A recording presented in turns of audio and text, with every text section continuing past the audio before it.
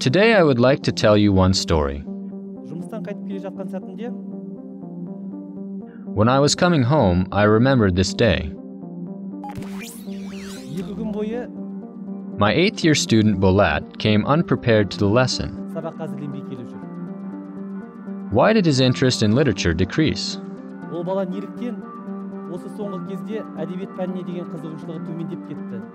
Usually he comes well prepared, but in a short time he suddenly changed. There is more his former energy in preparation of homework, degree of interest in the answers during the lesson, as well as in the exchange of views with his classmates. It made me think, why did this happen? Aydarbek Aytbukeshov, trainer of the Center of Excellence. He is an acting certified 2nd and 3rd level trainer of multi-level in-service training programs for the pedagogical staff of the Republic of Kazakhstan.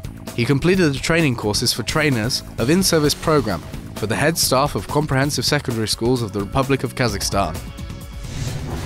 Dear colleagues, this extract came from the thoughts of one teacher. Today's topic of our discussion is the reflection of the teacher. Reflection, from the Latin reflectio, reference back, reflection. The form of human theoretical activity aimed at understanding humans' own actions and their laws. Activities of self-actualization, revealing the specificity of spirit world of the person. Reflection in philosophy, ability to control mind and thoughts, to analyze acquired knowledge and gain new knowledge, self-monitoring of consciousness of the mind. In general, why do we need reflection? Have we ever thought about it? Of course we have, because no one can live without it. Reflection means to look back, remember the past and the challenges with it. Reflection is the dualization of the person and the conversation of these two egos with each other. When a person is talking to someone, he always asks questions. We sometimes perceive these questions, sometimes we do not. Why do we not perceive and not answer? Because the question always bothers us, makes us feel worried. The question mark itself reminds us of a hook, as if it is pulling us down. Why did it happen? What did it change? What do these questions give me in the future? And how can I solve this problem? Such questions pull us down, constantly weighing upon us. In many cases, the person tries to avoid them and creates a protective concept, postponing the resolution of problems for the future. However, if we try to turn the question mark, it turns out as if we are being picked up. Questions no longer pull me down, they raise me, they let me develop, and they lead me onward and upward. The picture has changed. So what is a teacher's reflection necessary for? A teacher's reflection is necessary for development. Through questions, the teacher analyzes the past, his present actions, and predicts the future. We continuously think. Every day we face problems. Let us consider an example of one of these methods.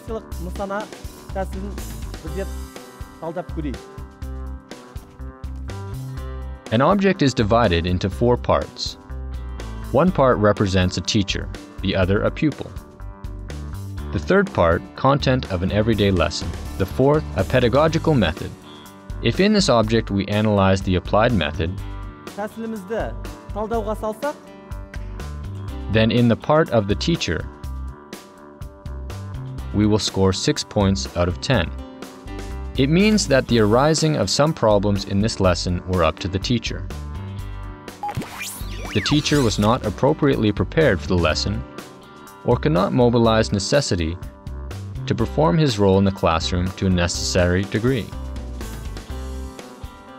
Therefore, the teacher should look for the reason of these problems himself. What could I do and what didn't I do in the classroom?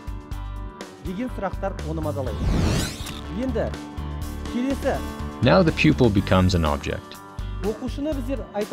мына жерде небары Here we gain only 2 points.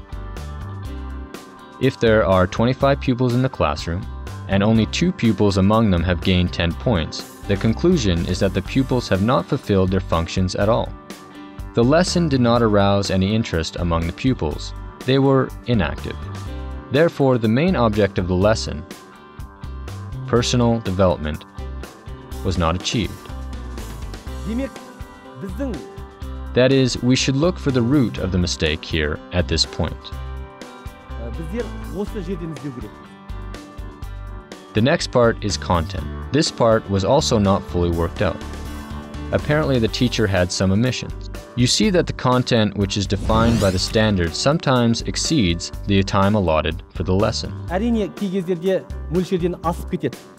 For example, working material of a history lesson specified by a certain topic takes a few pages of the textbook, from 8 to 12 pages, so the teacher's task is to adapt the material somehow, revise it, and make it understandable.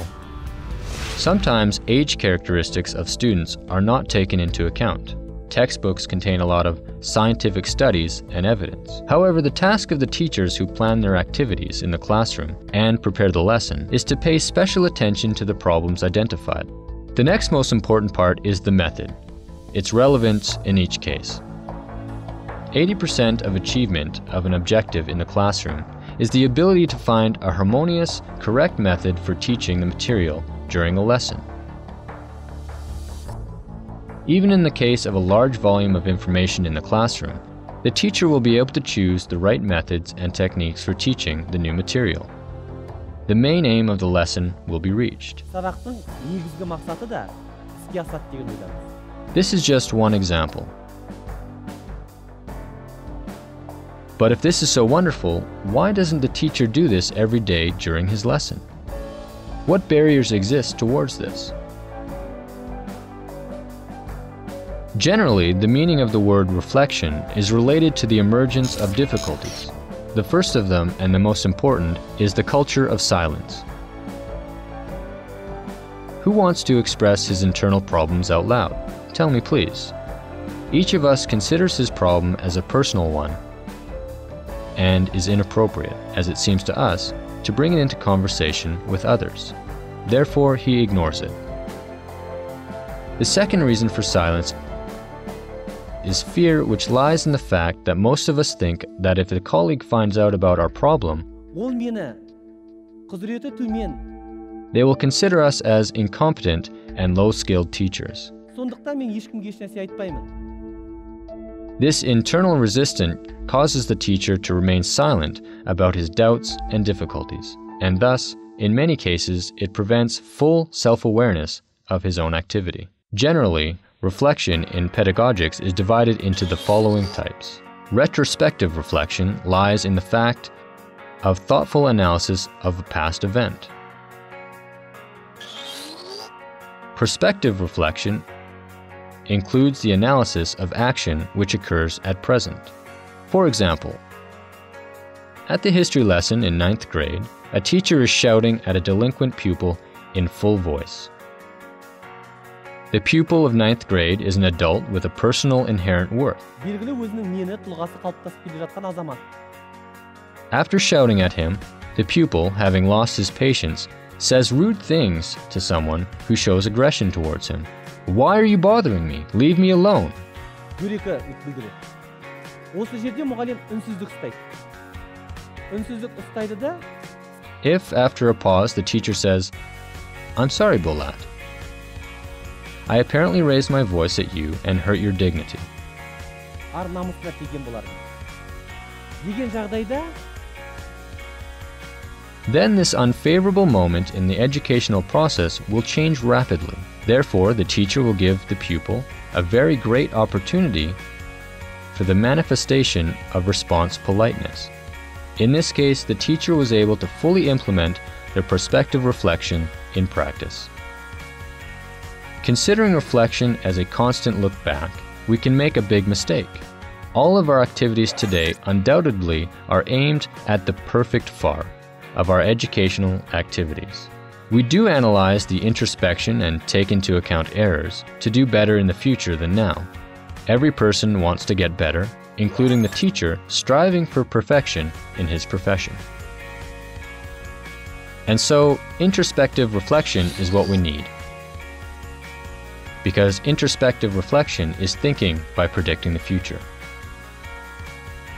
The theme of today's conversation was thinking. Әңгімеміз осы ойлану туралы болды. Let each of my colleagues think about how his everyday activity develops a pupil who is sitting at the lesson. Балдырғында отырған оқушыны дамытып отыр. Developing ourselves, we develop children.